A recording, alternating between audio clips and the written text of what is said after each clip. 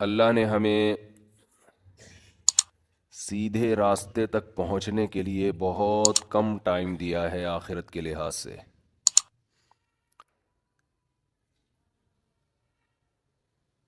دنیا کے لحاظ سے تو یہ بہت ٹائم ہے. قرآن کہتا ہے کہ جب آخرت میں برے لوگوں سے حساب و کتاب ہوگا تو وہ کہیں گے کہ اے اللہ تو ہمیں ایک بار دنیا میں دوبارہ بھیج دے تاکہ ہم تیرے پیغمبروں پر ایمان لائیں اور ہم تیری فرما برداری کریں. یہ مضمون قرآن مجید میں بہت مقامات پر آیا ہے. مشرک کہے گا واللہ ربینا ما کننا مشرکین، اللہ کی قسم ہم تو شرک کرتے ہی نہیں تھے.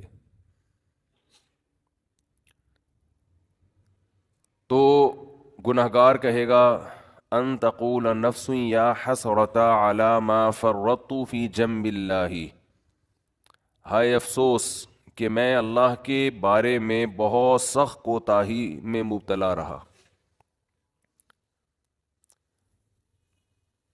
یعنی قرآن بیان کرتا ہے نا کہ تمہاری کیفیت کیا ہوگی اس وقت، بلکہ قرآن یہ بیان کرتا ہے جب موت کے وقت تم برزخ کی زندگی اپنی آنکھوں سے دیکھو گے تو اس وقت تمہاری کیا کیفیت ہوگی.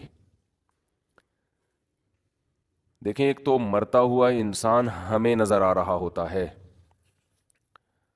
لیکن ایک مرتے ہوئے انسان کو بھی کوئی کچھ نظر آ رہا ہوتا ہے جو ہمیں نظر نہیں آتا اور نہ وہ ہمیں بتا سکتا ہے. جیسے جو آدمی بستر پہ لیٹ جائے سونے کے لیے تو ایک پوزیشن تو یہ ہوتی ہے جس میں وہ مکمل جاگ رہا ہوتا ہے، جس میں ہم سے اس کا رابطہ ہوتا ہے.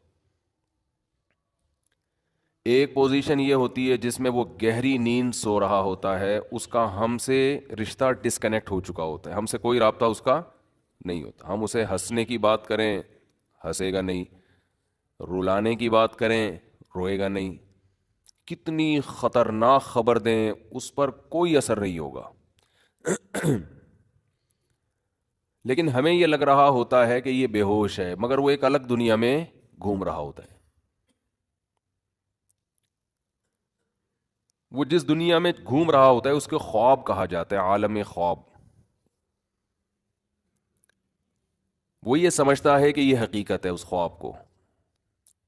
اچھے خواب بھی ہوتے ہیں برے خواب بھی ہوتے ہیں. بعض اچھے خواب ایسے ہیں آنکھ کھلتی ہے تو انسان افسوس کرتا ہے یار میں تو سمجھ رہا تھا یہ سچی مچی کا ہو رہا ہے میرے ساتھ.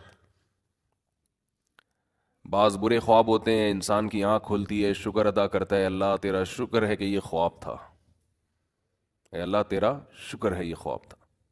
لیکن خواب میں اس کو یہ احساس نہیں ہوتا کہ میں خواب دیکھ رہا ہوں. تو ایک کنڈیشن تو یہ ہے جس میں وہ بالکل ہم سے منقطع ہو چکا ہے، ایک کنڈیشن یہ ہے جس میں وہ ہم سے رابطے میں، ایک اس کے درمیان کی کنڈیشن ہوتی ہے جس کو میں پیار سے بٹوین کنڈیشن کہتا ہوں. کہتے نہیں انگلش میں اس کو بٹوین، لیکن درمیان ہے نا. دیسی انگلش ایسے ہی ہوتی ہے، کوئی بھی لفظ ادھار لے کے کہیں بھی لگا دو. تو بالکل درمیانی کنڈیشن کیا ہوتی ہے جس میں وہ آدھا جاگ رہا ہوتا ہے اور آدھا سو رہا ہوتا ہے. کچھ کچھ یہاں کی بھی سن رہا ہوتا ہے، ہمیں لگتا ہے کہ یہ سویا نہیں ہے ابھی، لیکن تھوڑا غائب دماغ بن چکا ہوتا ہے. کچھ چیزیں اس کو وہاں کی خواب کی نظر آ رہی ہوتی ہیں. بالکل یہی کنڈیشن قرآن و سنت سے پتہ چلتا ہے کہ جب انسان کی موت واقع ہونے والی ہوتی ہے تو ایک کنڈیشن یہ ہوتی ہے جس میں وہ مکمل حی ہے، مکمل زندہ ہے، جس میں وہ ہم سے بات چیت کر رہا ہوتا ہے. ایک کنڈیشن یہ ہوتی ہے جس میں وہ مکمل اس کی ڈیتھ ہو چکی ہوتی ہے، اس میں ہمارا اس سے کوئی رابطہ نہیں ہے. اس پہ جو گزر رہی ہے وہ جانے اور اللہ جانے. جیسے حضرت عمر نے فرمایا نا کہ حدیث میں آتا ہے نا کہ جو برا آدمی ہے جب اس کی میت کو قبر کی طرف لے کر جاتے ہیں تو کہتا ہے کہ تم مجھے کہاں لے کے جا رہے ہو، اور اچھے آدمی اچھا کیا کہتا ہے مجھے جلدی لے کر جاؤ. یہ برزخ کی باتیں ہیں جو وہ خود دیکھ رہا ہے. لیکن ایک حالت مرنے والے کی ایسی ہے جس میں وہ آدھا عالم برزخ میں اور آدھا عالم دنیا میں. اس کنڈیشن کو سکرات موت کہا جاتا ہے. سمجھ رہے ہیں بات کو؟ کیونکہ یہاں شرعی احکام چینج ہو جاتے ہیں. شریعت میں کچھ احکام ایسے ہیں کہ ابھی اس کا حکم کچھ اور ہے، مرنے کے بعد کچھ اور ہے. تو جب انسان مکمل حیات میں ہو تو اللہ نے اس کے لیے توبہ کا دروازہ کھولا ہوا ہے. چاہے اس کو 100% یقین ہو جائے کہ میں نے کل مرنا ہے یا 1 گھنٹے بعد مرنا ہے، لیکن توبہ کا دروازہ اس کے لیے بولے کھلا ہوا ہے. ایک آدمی نے ساری زندگی گناہوں میں گزاری، کفر میں، الحاد میں، شرک میں، خدا کا انکار کرتا رہا، اللہ کے ساتھ شرک کرتا رہا، شراب پیتا رہا، زنا کرتا رہا. 90 سال گزار دیے اس نے.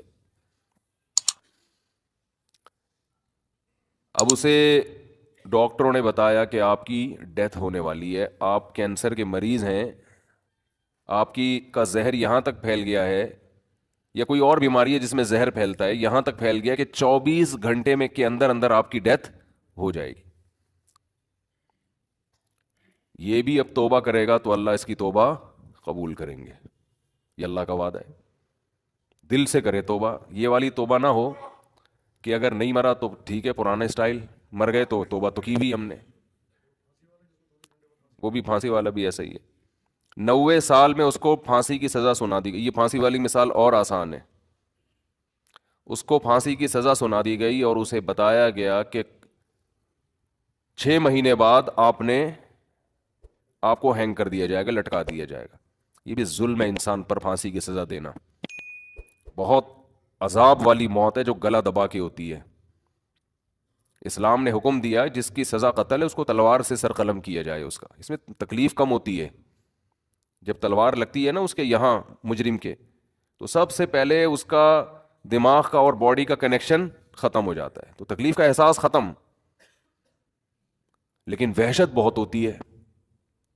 مقصد تھا شریعت کا کہ لوگ جرم سے باز آ جائیں، تو ایسا طریقہ اسلام نے رکھا ہے کہ دہشت بہت بیٹھ جائے لیکن مجرم کو تکلیف کم سے کم ہو.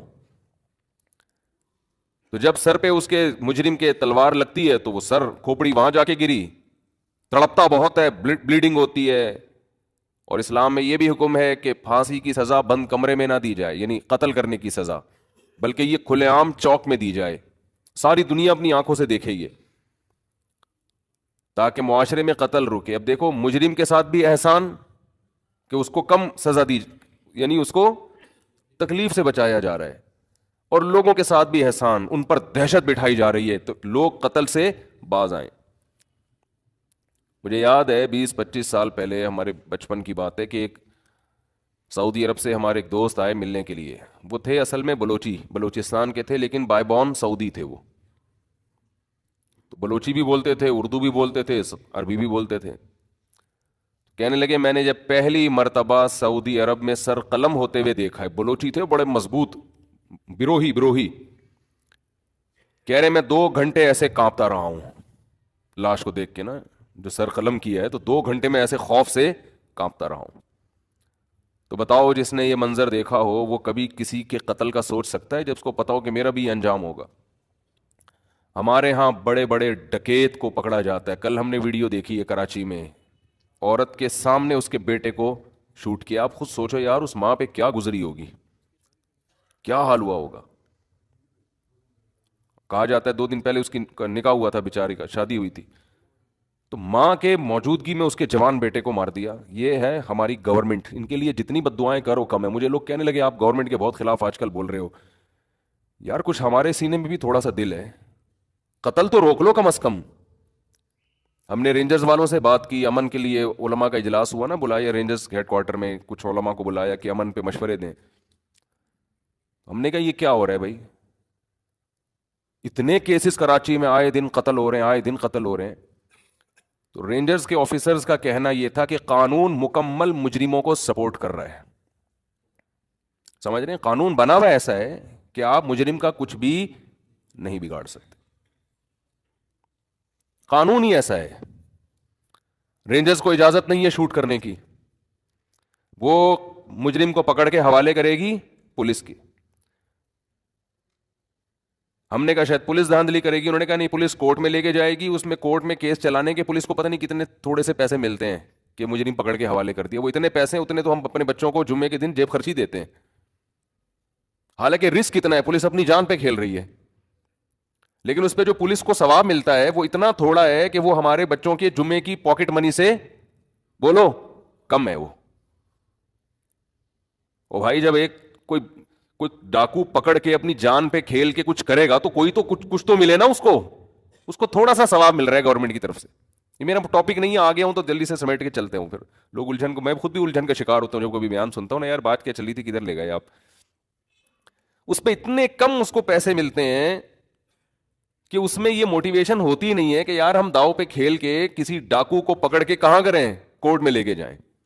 دوسرا، کورٹ میں لے کے جا کے ہوتا کہ اگر لے گئے، کہا چلو تھوڑی سی جیب خرچی حکومت کی طرف سے انعام مل جائے گا، مفتی صاحب کے بچوں کا جو پاکٹ منی ہے وہ ہم یہ سمجھ کے کھا لیں گے کہ چلو جی جو مسلمان اپنے بچوں کو جیب خرچی دیتے ہیں اتنی تو مل گئی نا، پان گٹکے کا خرچہ تو نکلے گا نا.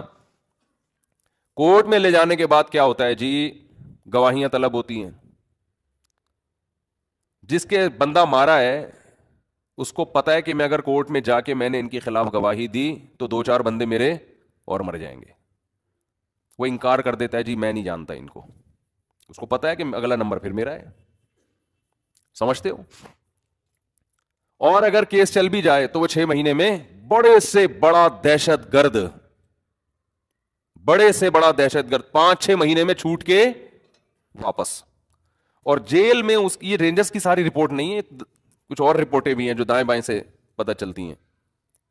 وہ پولیس والوں نے 2 ڈاکو مارے تھے، میں نے ان کی دعوت کی تھی. 2 پولیس والے تھے کراچی میں، انہوں نے ڈاکو مارے تھے، تو میں نے ان کو اسپیشل کہیں سے پتہ کروایا، بلا کے ان کو خوب دمبے شمبے کھلائے. ہم نے کہا یار کوئی تو خاندانی کام کیا، جواب نہیں مل رہا پھر بھی تم نے ڈاکو مار دیا، کمال کی بات ہے یا نہیں ہے؟ یعنی گورنمنٹ کی طرف سے کوئی ثواب نہیں مل رہا پھر بھی تم نے کیا کر دیا، ڈاکو مار دیا. سبحان اللہ. تو کم از کم ہم تو عوام تو ثواب دینا ان کو، عوام کی تو ذمہ داری ہے ایسے پولیس والوں کے اپریشیٹ کرے. تو ہم نے کہا یار ہم لنک نکالتے ہیں کہیں سے، ان کی کوئی ٹائٹ ان کا بکرا ہونا چاہیے.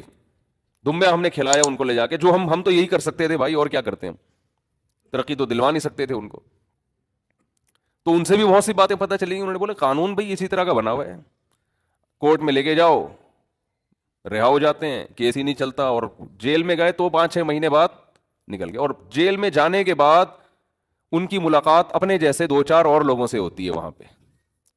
یہ 6 بندے مار کے آئے ہوئے، 8 بندے مار کے آئے ہوئے، 3 بندے مارا ہوا ہے، اور سناؤ بھائی تم نے کتنے ہو؟ 3 مارے. یار ہم نے تو صرف 2 پہ ہی ابھی تک گزارا کیا ہوا ہے ہم نے. یہ چل رہا ہوتا ہے جیل میں.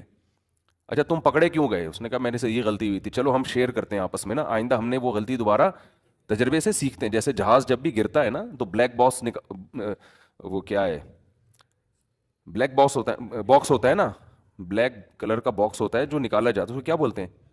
بلیک باکس ہی کہتے ہیں. وہ نکالا جاتا ہے تو اس میں دیکھا جاتا ہے بھائی کون سی غلطی ہے جس کی وجہ سے جہاز کریش ہوا. تو تمام جہاز کی کمپنیوں کو وہ بتایا جاتا ہے، میٹنگ ہوتی ہے کہ بھائی آئندہ یہ غلطی نہیں ہونی. بالکل یہی ہے. دہشت گردوں کے سالانہ اجلاس بھی جیل میں ہوتے ہیں، سہمائی ششمائی امتحانات سارے ان کے جیل میں ہوتے ہیں، ان کی آپس کی میٹنگ ہوتی ہے. تو پھر ان کو پکڑ کے پھر یہ آپس میں سیکھتے ہیں ایک دوسرے سے، پھر باہر نکلتے ہیں، پھر لائف کو انجوائے کرتے ہیں. جہنم تو اللہ ان لوگوں سے بھرے گا انشاءاللہ، ان ڈاکوؤں سے. اللہ نے تو نہیں چھوڑنا. یہ تو دنیا کی سزا ہے جو ہم تو یہ واقعہ ہنس ہنس کے سن رہے ہیں، سنا رہے ہیں، لیکن جن پہ گزرتی ہے، جن کے لوگ قتل ہوتے ہیں نا، ان سے پوچھو. ہمارے بیان میں ایک صاحب بیٹھتے ہیں، شاید ابھی یہاں آئے ہوئے بھی، ان کا اکلوتا بیٹا ڈاکو نے قتل کر دیا. اب کیس چلا ہے، وہ ڈاکو کہیں پکڑا گیا ہوگا اتفاق سے، ورنہ پکڑے کہاں جاتے ہیں. تو اب وہ سلو کے لیے آئے ہوئے ہیں ڈاکو کے لواحقین ان صاحب کے پاس. میں نے کہا اگر آپ نے سلو کی نا ان کے ساتھ، یہ قوم کے ساتھ غداری ہوگی. کوئی سلو وہ نہیں بنتی، کوئی رحم دلی، کوئی نرم دلی. اس کو چھوڑنا اس کی علامت ہے کہ آپ 30-40 بندے اور مروا رہے ہو. اسلام نے ڈاکوؤں کے ساتھ رحم کی اجازت نہیں دی ہے، یہ ذہن میں رکھو. اسلام اس ڈاکو کو رحم کرنے کی اجازت دیتا ہے جو گرفتاری سے پہلے توبہ کر لے اور توبہ کے آثار بھی ظاہر ہوں. توبہ کا مطلب کیا ہے؟ ڈکیتی کی اس نے، اس کو خیال آ گیا، ابھی پکڑا نہیں گیا ہے، اس نے گڑ گڑا کے توبہ کر لی، اور صرف توبہ جو اس کا اور اللہ کا معاملہ ہے وہ نہیں، بلکہ اس کے عمل سے لوگوں کو پتا چل جائے کہ اس نے یہ تمام غلط ایکٹیویٹیز چھوڑ دی ہیں، اس کے عمل سے پتا چل جائے، کیونکہ دل کی حالت اللہ جانتا ہے، دل سے تو اللہ توبہ قبول کر لے گا، لیکن وہ آخرت میں، دنیا کا معاملہ یہ ہے کہ اس کے عمل سے لوگوں کو پتا چل جائے کہ اب یہ ویسا نہیں ہے جیسا پہلے ہوا کرتا تھا. تو قرآن کہتا ہے اس کی سزا پھر ڈاکوؤں والی نہیں ہے. الا الذین تابوا من قبل ان تقدروا علیہم. قرآن کہہ رہا ہے کہ وہ سزا جو ہم نے ڈاکوؤں کی متعین کی ہے اس سے وہ ڈاکو مستثنا ہے جو گرفتاری سے پہلے توبہ کر لیں. لیکن آن دا اسپاٹ اگر پکڑا جائے یا ڈکیتی کے بعد توبہ سے پہلے پکڑا جائے یا توبہ تو کی لیکن ہمارے پاس اس کی توبہ کی کوئی دلیل نہیں ہے تو بھی پکڑا جائے تو بھی قرآن کہتا ہے اس کو جو سزا دی جائے گی وہ بطور حد کے دی جائے گی. حد کسے کہتے ہیں کہ اس میں نہ گورنمنٹ کے پاس معافی کا آپشن، نہ جس کا بندہ مارا ہے اس بندے کے لواحقین کے پاس بھی معافی کا آپشن نہیں ہے. دیکھو ایک قتل وہ ہوتے ہیں جو ذاتی خاندانی دشمنیوں کی بیس پہ ہوتے ہیں. کسی نے اٹھ کے زید کو قتل کیا، ویسے ہی ذاتی دشمنی میں، نا کوئی ڈکیتی میں نہیں، ذاتی دشمنی ہے، زمین کا جھگڑا ہے. تو زید کے جو وارثین ہیں ان کو یہ حق ہے کہ وہ قاتل کو چھوڑ بھی سکتے ہیں اور اس سے قصاص لے بھی سکتے ہیں، دیت بھی لے سکتے ہیں. تینوں آپشن اللہ نے رکھے. فمن عفی له من اخیہ شیء فاتباع بالمعروف واداء الیہ باحسان. بلکہ ترغیب دی ہے کہ تمہاری پکڑائی میں آ گیا یہ تو تم اگر معاف کر دو تو اچھی بات ہے، قصاص لینا چاہو قتل کرنا چاہو تو وہ بھی ٹھیک ہے. لیکن یہ احکام ڈکیتی کے بولو نہیں ہے. اس میں اللہ نے معافی کا آپشن رکھا ہی نہیں ہے. تو آپ اللہ سے آگے کیوں نکل رہے ہو؟ کہتے ہیں چھوڑ دو بیچارہ، ہائے بیچارہ. بیچارہ نہیں ہے یہ ظالم ہو تم جو اس بیچارے کو بیچارہ کہہ کے چھوڑ رہے ہو. تو آخرت کی سزا تو ہے لیکن اللہ نے دنیا میں امن قائم کرنے کے لیے دنیا میں بھی سزائیں متعین کی ہیں. اور ڈاکو کی سزا قرآن کتنی سخت بیان کرتا ہے کہ ایک ہاتھ، دایاں ہاتھ اور بایاں پاؤں کاٹ کے چوک پہ لٹکایا جائے. اور اسلام میں عرض کر رہا تھا کہ جو قتل کی سزا ہے وہ ہے قصاص، تلوار سے گردن اڑائی جائے جو قاتل ہو تاکہ تکلیف کم سے کم ہو. لیکن ڈاکو کے بارے میں ایسا بولو نہیں ہے، اس کے الفاظ بڑے سخت ہیں. انما جزاء الذين يحاربون الله ورسوله ويسعون في الارض فسادا ان يقتلوا او يصلبوا او تقطع ايديهم وارجلهم من خلاف او ينفوا من الارض. کہ ڈاکو نے ڈکیتی کے دوران اگر صرف کسی کا مال چھینا، صرف مال چھینا ہے، بندہ نہیں مارا اس نے، تو قرآن کہہ رہا ہے اس کا دایاں اور بایاں ہاتھ کاٹ ڈالو. یہ حکومت کو قرآن حکم دے رہا ہے. اس کا رائٹ ہینڈ اور لیفٹ پاؤں بولو کاٹ ڈالو. اور اگر اس نے بندہ مارا ہے تو قرآن کہہ رہا ہے کہ دایاں ہاتھ اور بایاں پاؤں بھی کٹے گا اور اس کو سولی دی جائے گی. سولی کا مطلب لٹکا کے اس کے پیٹ میں برچھا مار کے اس کو ایسے ایسے کر کے گھمایا جائے تاکہ تڑپ تڑپ کے اذیت کے ساتھ مرے. اور یہ بند کمرے میں نہیں سزا دی جائے گی، یہ کھلے عام چوک پہ سزا دی جائے گی. سمجھ میں آ رہی ہے کہ نہیں آ رہی ہے؟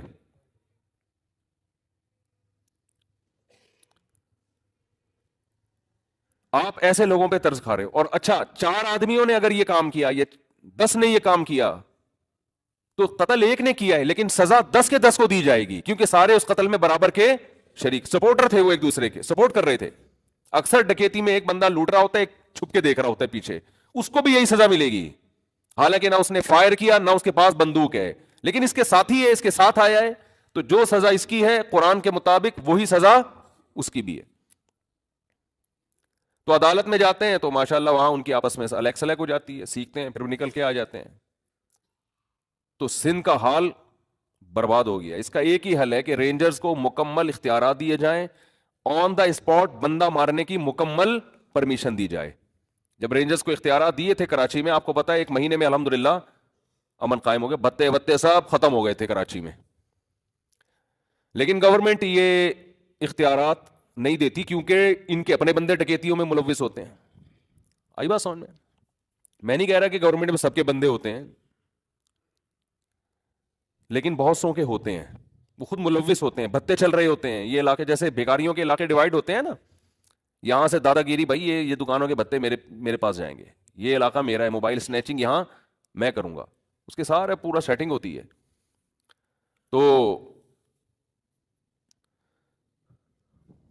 آخرت نہ ہوتی تو یہ اللہ کی طرف ظلم کی نسبت ہی. اللہ دنیا میں تو انصاف ملتا نہیں ہے, تو بھی مار کے ختم کر دیتا ہے, سب کو مٹی کر کے برابر کر دیتا ہے. اللہ کہتے ہیں نا نا نا نا, وَلَا تَحْسَبَنَّ اللَّهَ غَافِلًا عَمَّا يَعْمَلُ الظَّالِمُونَ, ظالم لوگ جو کچھ کر رہے ہیں اللہ کو اس سے بے خبر مت سمجھو. اللہ غافل نہیں ہے اس سے. کیسے وہ بوڑھا باپ بیچارہ کتنے دن روتا رہا یہیں ہمارے ساتھ, آپ نے بھی دیکھا ہوگا نا, اکلوتا بیٹا اس کا ہے, اکلوتا ہی ہے نا, اکلوتا بیٹا تھا اس کا, جوان لڑکا شہید کر دیا, بڑھاپے کا سہارا بننے والا تھا, چند ٹکوں کی خاطر, چند پیسوں کی خاطر. تو انشاءاللہ یہ سارا ثواب گورنمنٹ کے کھاتے میں بھی جا رہا ہے, جو اسمبلیوں میں بدبخت لوگ بیٹھے ہوئے ہیں ان کے کھاتے میں بھی جا رہا ہے انشاءاللہ یہ سارا عذاب, بالکل ٹس, جب تک ان کا اپنا کوئی بندہ نہیں مرے گا. مجھے یاد ہے ایک ملک کا نام نہیں میں لینا چاہتا, اس کا اپنا بیٹا جو ہے نا بادشاہ کا, وہ شہزادہ نشے میں مر گیا, فوراً اس کنٹری میں نشے پر پابندی لگا دی گئی, اپنا بندہ مرا ہے ان کا نشہ کر کے. کوئی ڈاکو جب ان کو پکڑے گا, ان کو چھینے گا شاید تھوڑا سا کچھ, ورنہ یہ عوام مرتی رہے. عوام بہت زیادہ ہو رہا ہے کراچی میں, بہت زیادہ ہو رہا ہے, تھوڑا نہیں ہو رہا, ہر ہفتے کی رپورٹ ہے. اور میرے بھائی آپ بھی لائسنس بناؤ, اسلحہ رکھو, اپنا ڈیفینس کرو خود, گورنمنٹ سے آپ امیدیں نہ لگاؤ. دیکھو میں ڈیفینس کا ایک طریقہ بتاتا ہوں آپ کو. زیادہ سے زیادہ جو لوگ ہیں, جو سنجیدہ لوگ ہیں, وہ لائسنس رکھیں, قانونی اسلحہ رکھیں, خاص طور پہ جو دکانوں پہ بیٹھے ہوئے لوگ ہیں. ہونا یہ چاہیے کہ ایک شاپ پہ اگر ڈکیتی ہو رہی ہے تو دوسرے سامنے والے کے پاس پسٹل ہونی چاہیے, یہ آپ کا قانونی حق ہے, آپ اس وقت فائر کھول سکتے ہیں, اس وقت یہ لیگل نہیں ہے. سمجھتے ہو کہ نہیں سمجھتے؟ اب عوام بھی ایسی بزدل بن گئی ہے, دو بندے آ کے پورے بازار کو لوٹ رہے ہوتے ہیں, باقی تماشا دیکھ رہے ہیں. ہم بچپن میں پنجاب جایا کرتے تھے, وہاں ڈکیتی کا امکان ہی نہیں تھا. وہاں وجہ یہ تھی کہ اکثر لوگوں کے پاس اسلحہ ہوتا تھا, کوئی اگر گن پوائنٹ پہ کچھ چھین رہا ہے تو لوگ جانے نہیں دیتے تھے اس کو, ادھر سے بھی بندہ آ گیا وہ ہاتھوں سے ہی پکڑ لیتے تھے, ٹھیک ہے نا, اتنے سارے لوگوں کو کون. تو آن دا اسپاٹ کوئی بندہ اگر قتل کی کوشش کر رہا ہے, آپ ڈیفenس میں بندہ اپنی جان بچانے کے لیے مار سکتے ہیں, لیکن لوگ مارتے کیوں نہیں ہے؟ ایک تو اس لیے کہ اسلحہ نہیں ہے, نمبر دو مارنے میں ڈر یہ کہ ہم نے یہاں سے مارا, کوئی اس کا دوسرا چھپ کے بیٹھا ہوا ہے, وہ وہاں سے فائر کھول دے گا. تو جب سب لوگ ایک کمیونٹی بن کے سب اپنے ڈیفenس کریں گے کہ بھئی یہاں کسی بھی دکان پہ کوئی اسنیچنگ کا واقعہ ہوتا ہے یا اس گلی میں کچھ ہوتا ہے, تو ہم سب نے مل کے اس ڈاکو کو کسی نے بھی بھاگنے نہیں دینا. تو یہ ختم ہو جائے گا. گورنمنٹ سے آپ امیدیں نہ, میں بھی اندرون سندھ گیا ہوں تو حال جو میں نے دیکھا ہے بہت برا حال ہے. غریبوں کا حال تو بہت ہی زیادہ برا ہے, جو غریب علاقے ہیں نا سندھ کے. بعض لوگوں نے سڑکیں وڑکیں بنا دی اچھی, چلو اللہ جنہوں نے بنائی ہے اللہ ان کو جزائے خیر دے, لیکن اندر کے حالات بہت خراب ہیں بھائی. خیر آپ کی جانے, آپ, ہمارا تو یہ ٹاپک اور موضوع ہے نہیں, کیا کریں. ہم تو اسی شہر کے ہی ہیں نا, باسی ہیں شہر کے, تو ہمیں اب تو اپنی بھڑاس تو ہم یہی نکالتے ہیں. آپ کو پتہ ہے مولوی لوگ ساری اپنی ٹینشن ممبر پہ نکالتے ہیں. وہ ایک مولوی صاحب کا بھی میں گھر میں آ رہا ہے تو گھر والوں نے ایک بیان لگایا ہوا بہت زور سے. مولوی صاحب تقریر کر رہے ہیں, جو عورت ایسے نہیں کرتی وہ ایسے, وہ جہنم میں جائے گی, جو اپنے, وہ بہت چیخ رہے ہیں نا. تو میں نے گھر والوں سے بولا یہ بات یہ آرام سے بھی تو بیان کر سکتے ہیں نا, کہ جو عورت اپنے شوہر کے حقوق ادا نہیں کرتی تو وہ جہنم میں جائے گی. وہ ایک دم بہت جذباتی ہو رہے ہیں نا, وہ ویڈیو بیان تھا بڑا جذباتی ہو کہ جو عورت شوہر کے, تو اس پہ کسی نے لیبل لگایا ہے بیوی سے بہت تپے ہوئے ہیں یہ مولانا صاحب نا اپنی بیوی سے. لوگ تو چسکے لیتے ہیں, کہہ رہے یہ مولانا صاحب اپنی بیوی سے بہت, تو بظاہر اسٹائل سے لگ ایسا ہی رہا تھا کہ ویسے تو ٹھیک ہے بھائی, کوئی عورت شوہر کے حقوق ادا نہ کرے, اس کی بڑی وعیدیں ہیں, شوہر بیوی کے حقوق ادا نہ کرے, بڑی وعیدیں ہیں, لیکن وہ آرام سے بھی بیان ہو سکتی ہے. جذباتی انسان اسی وقت ہوتا ہے اکثر, ہمیشہ نہیں, جب وہ خود بھگت رہا ہو.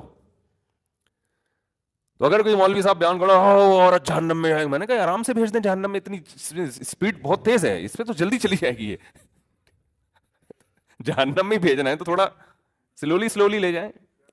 پیار محبت سے لے جائیں. جہاں سے چیخنا ہے. میں نے کہا بھائی یہ کچھ زیادہ ہو گیا. تو گھر والوں نے بتایا کہ یہ لیبل کیا لگایا ہوا ہے لوگ نے نا کلپ بنا کے.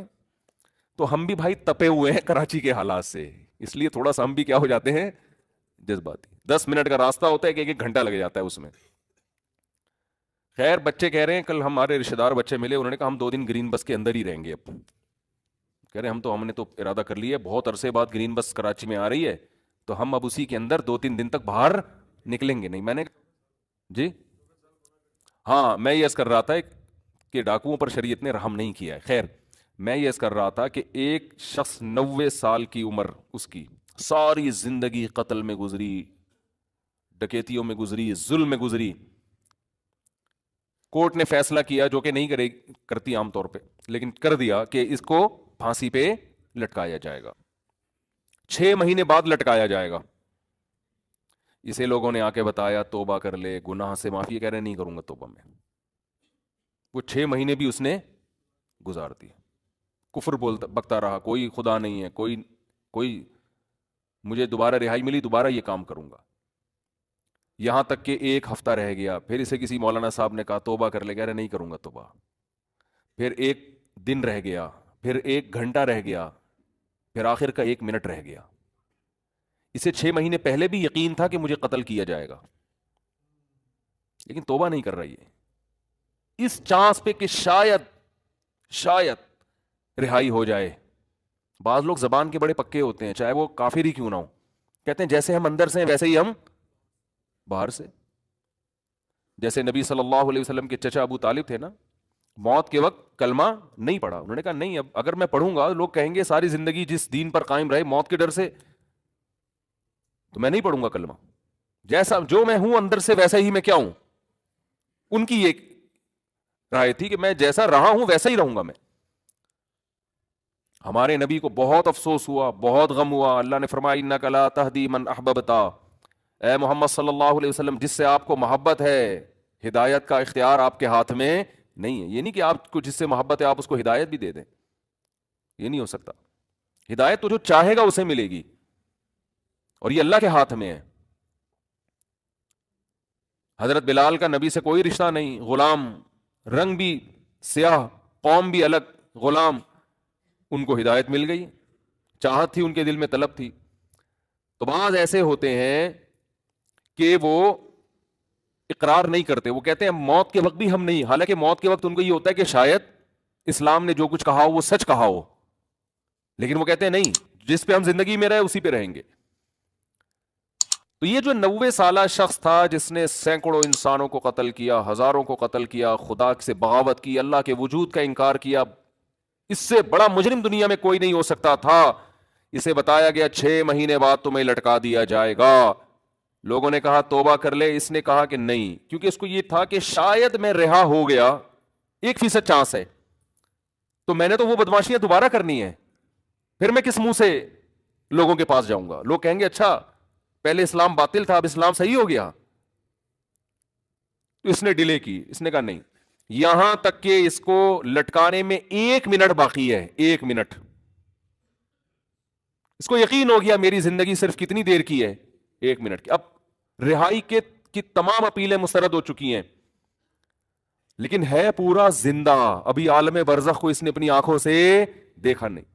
اب اگر یہ توبہ کر لے, بالکل پھانسی کے پھندے کی طرف جا رہا ہے, اس کو جلاد لے کے جا رہا ہے لٹکانے کے لیے, یہاں تک کہ اس ٹول پہ اس کو کھڑا کر دیا,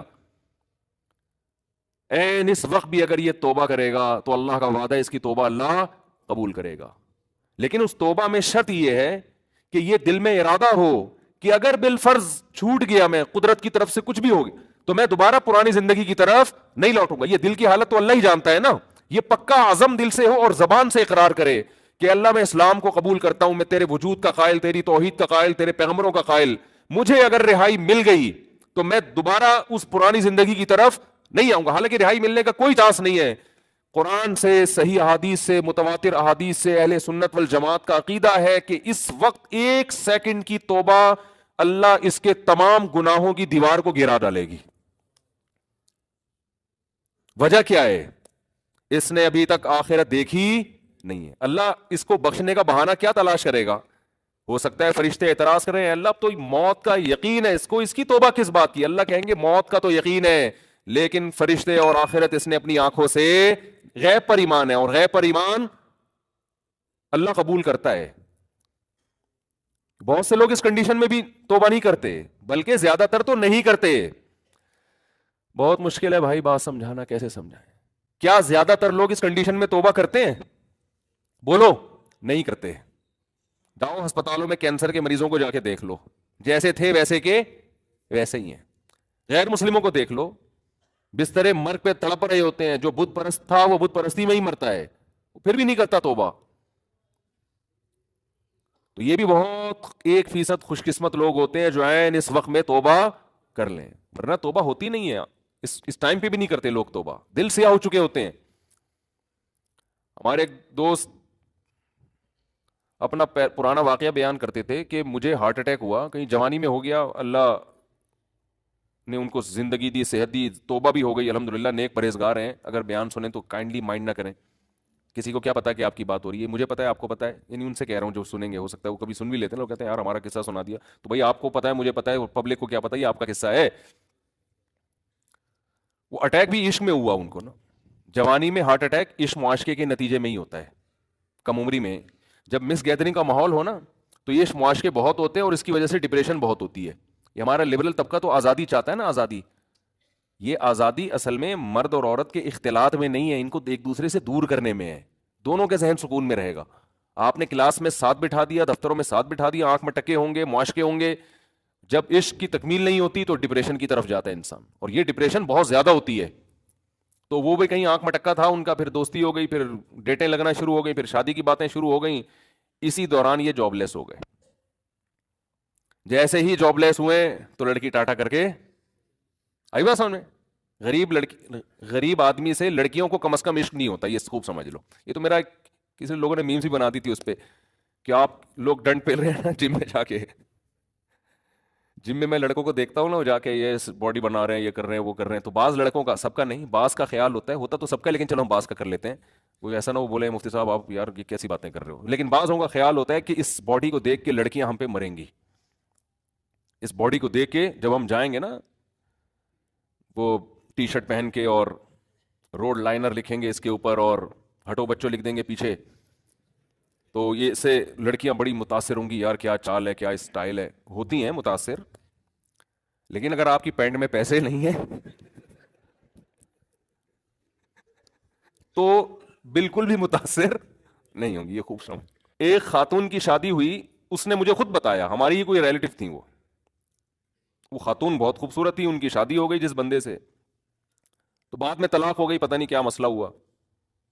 تو وہ میرے پاس کیس آیا, تو وہ قصہ سنا رہی تھی. بعض خواتین کے الفاظ بھی کہہ رہے ہیں, جب ان سے شادی ہوئی نا, لوگ کہہ رہے تھے لنگور کی بغل میں ہور. لوگ یہ تبصرہ کر رہے تھے دلہا دلہن کو کہ لنگور کی بغل میں ہور بیٹھی ہوئی ہے. عورتیں بہت تیز ہوتی ہیں, قصے پہ قصے یاد آتے ہیں, فیملی میٹر بہت ہوتے ہیں نا. تو ایک خاتون مجھے کہنے لگی میں اپنے میاں سے طلاق چاہتی ہوں, میں اپنے میاں سے خلا چاہتی ہوں. میں نے کہا کیا مسئلہ کیا ہے آپ کا نا, فیملی کیس تھا نا, سامنے آئے ہوئے تھے. بھائی وہ, میں نے کہا خرچہ دیتا ہے پورا؟ ہاں جی خرچہ تو دے رہا ہے. گھر ملا ہوا ہے, چھت میسر ہے؟ ہاں جی. کوئی نشہ تو نہیں کرتا؟ نہیں جی. بے تحاشا مارتا پیٹتا تو نہیں ہے؟ نہیں جی. تو پھر کیا پرابلم ہے؟ کہہ رہی گالیاں بہت دیتا ہے. میں نے کہا دیکھیں محترمہ, یہ گالیاں تو آج کل معین اختر کے ماموں دیتے تھے. انہوں نے بتایا ہے کہ کراچی کے حالات ایسے ہیں کہ اس میں تو دینا نہیں چاہیے گالیاں, بری بات ہے, لیکن یہ کوئی ایسا اتنا بڑا مسئلہ نہیں ہے کہ اس پہ شوہر سے طلاق لی جائے. اور بچے بھی ہیں, 100% درست دنیا میں کوئی نہیں ہوتا, کچھ نہ کچھ فالٹ ہر ایک میں ہوتا ہے. تو جو مجھے ہنسی آئی نا جس بات پہ, وہ یہ آئی, میں نے کہا کتنی گالیاں دے دیتے ہیں. میرا مقصد یہ تھا کہ میں ان کو سمجھاؤں کہ بھائی دن میں اگر 1 گھنٹہ گالیاں دیتا ہے بندہ, تو 1 گھنٹہ سمجھ لو کہ یار 24 گھنٹے میں یہ 1 گھنٹے میں نے باقی 23 گھنٹوں کی خاطر برداشت کرنے ہیں. بھائی باقی جو فائدے شوہر سے ہو رہے ہیں, نان نفقہ مل رہا ہے, بچے اسکول جا رہے ہیں, اسکول کی فیسز ہو رہی ہیں, بچوں کو باپ ملا ہوا ہے, علیحدگی میں تو باپ یا ماں سے محروم ہو جائیں گے وہ. پھر آپ کو فیملی ملی ہوئی ہے, ساری عزتیں ملی ہوئی ہیں, آپ میرڈ خاتون کہلاتی ہیں, کہیں بھی جاتی ہیں, آپ کی جو فرینڈس ہیں بولتے بھائی یہ شادی شدہ خاتون ہے, ان کے ہسبینڈ ہے, ہسبینڈ بھی کوئی مکھنچو نہیں ہے, فٹ فاٹ ہے, سب کچھ سیٹ چل رہا ہے. تو صرف گالیاں اگر ہیں ان کے شوہر کو, تو میں یہ نہیں کہتا, شوہر کو تو کہتا یار گالیاں اپنی ڈکشنری سے نکالو, لیکن عورت کو تو گھر جوڑنے کی ترغیب دی جائے گی نا کہ یار 100% صحیح گھر کوئی بھی نہیں ہوتا. تو میں نے کہ جب ان سے پوچھا کتنی دیر گالیاں, میں تو پھر انویسٹ یعنی وہ تحقیق کرتا ہوں نا, میں نے کہا کتنی دیر گالیاں دیں, انہوں نے کہا 12 گھنٹے گالیاں دیتے ہیں. میں نے ان سے کہا نہیں, لیکن میرا دل چاہ رہا تھا کہ معین اختر کے ماموں بھی اتنی گالیاں تو معین اختر کے ماموں بھی نہیں دیتے. پھر ان کا میسج آیا کہ 24 گھنٹے گالیاں دیتے ہیں. 24 گھنٹے میرا خیال ہے واش روم بھی جاتا ہے انسان, کیا وہاں بھی بیٹھ کے گالیاں دے رہے ہیں وہ, میری بیگم ایسی تو تیری بیگم ہے بھائی, نہا بھی رہا ہو گیا, نہانے میں بھی گالیاں, پھر یہ بچے بھی گالیاں دے کے پیدا ہوئے ہیں, اس دوران بھی گالیاں تھی کیا؟ اور کبھی کوئی دعوت میں بھی جاتے ہوں گے میاں بیوی, وہاں بھی گالیاں. تو یہ کچھ سمجھ میں آنے والا ہے حساب ہے. وہ کہہ رہے تھے عدالت سے خلا لینی ہے, میں نے کہا یہ خلا نہیں بنتی ہے عدالت سے, کوئی یہ کوئی ایسا کیس نہیں ہے جس پہ عدالت سے آپ خلا, عدالت تو دے دے گی, وہ تو گالیاں نہیں بھی دیتے ہو تو بھی دے دے گی. آپ گالیاں الٹا دیتی ہو نا شوہر کو, پھر بھی عدالت خلا کی ڈگری تھما دے گی, مگر اس سے یہ شرعی خلا ہوگا نہیں. تو میں نے ان سے کہا کہ آپ گھر بسائیں, اپنا نبھائیں, آپ کا دماغ سیٹنگ آؤٹ ہوئی ہے, ٹھیک ہے نا. اور پھر بھی اگر نہیں کسی کے نے رہنا ہے تو جب تک شوہر ڈیورس دے گا نہیں اس وقت تک طلاق ہوگی نہیں. یہ کیس نہیں ہے, یہ سمجھ میں آنے والا حساب نہیں ہے. غلط کام ہے, شوہر غلط کر رہا ہے جو گالیاں دے رہا ہے, بہت برا کر رہا ہے, میں شوہر کو سپورٹ نہیں کر رہا, لیکن طلاق ایسے باتوں پہ تھوڑی ہوتی ہے. تو کیا کہہ رہا تھا یار میں, ہاں تو میں یہ کر رہا تھا کہ توبہ, شکر ہے آپ کو یاد رہتا ہے نا, یہاں ان سے پوچھو تو کسی کو یاد ہی نہیں رہتا. وہ اب دیکھو آخری 1 منٹ رہ گیا ہے, اگر آج وہ دل سے توبہ کر لے, وہ پھانسی کے پھندے پہ لٹکنے والا 1 سیکنڈ پہلے, یہاں تک کہ اس کے گلے میں پھندا لا کے ڈال دیا گیا, اب یہ صرف رسا کھینچنے کی دیر ہے, اس دوران بھی اگر وہ توبہ کرے گا, یہ 1 سیکنڈ اس کی کروڑوں سال کی زندگی کو, فیوچر کو چینج کر دے گا. کیوں؟ ابھی تک اس نے اپنی آنکھوں سے دیکھا نہیں ہے, ابھی تک دیکھا نہیں ہے اس نے اپنی آنکھوں سے, غیب پر ایمان ہے. تو یہ اللہ کا وعدہ ہے, ان اللہ یقبل توبۃ عبدہ ما لم یغرغر, بخاری مسلم کی حدیث, نبی صلی اللہ علیہ وسلم نے فرمایا اللہ اپنے بندے کی توبہ اس وقت تک قبول کرتا ہے جب تک اس کو غرغرہ نہیں آتا. غرغرہ کا مطلب سکرات موت میں مبتلا نہیں ہو جاتا وہ. ہاں جب اس کو ہینگ کیا گیا اور اس کی روح نکلنا شروع ہوئی, اور پھر اس نے برزخ کی زندگی اپنی آنکھوں سے دیکھ لی, اس نے دیکھ لیا کہ قرآن جو کہتا تھا کہ برے لوگوں کی روح, برے فرشتے سے مراد وہ فرشتے جو اللہ نے سزا دینے کے لیے متعین, فرشتہ تو برا نہیں ہوتا, وہ فرشتے جو خوفناک فرشتے ہیں وہ برے لوگوں کی روح قبض کرتے ہیں. جب یہ فرشتے اپنی آنکھوں سے دیکھ لے گا, اس کے بعد قرآن کہتا ہے کہ اب توبہ تو دور کی بات, زمین اور آسمان کی دولت بھی اگر خرچ کر دے گا, وعدہ کرے گا اللہ مجھے مہلت دے دے, میں پوری زمین آسمان کی دولت خرچ کرنے کے لیے تیار ہوں. اللہ فرماتے ما تقبل منہم, اللہ کا قانون اٹل ہے, اللہ اس کی ایک آنسو کی پرواہ نہیں کرے گا, پوری دولت دے دے اللہ اس کی پرواہ نہیں کرے گا. آج ملحد لوگ, ایتھیس لوگ کہتے ہیں خدا نظر نہیں آتا, جنت نظر نہیں آتی, جہنم نظر نہیں آتی, دکھاؤ. او بھائی اگر دکھا دی تو پھر آپ میں اور مومن میں فرق ختم ہو جائے گا. دیکھی ہوئی چیزوں پر تو سب ایمان لے کر آتے ہیں, قرآن کہتے ہیں غور و فکر کر کے ایمان لے کر آؤ. آپ کی خواہشات آپ کو صحیح سمت میں غور کرنے نہیں دے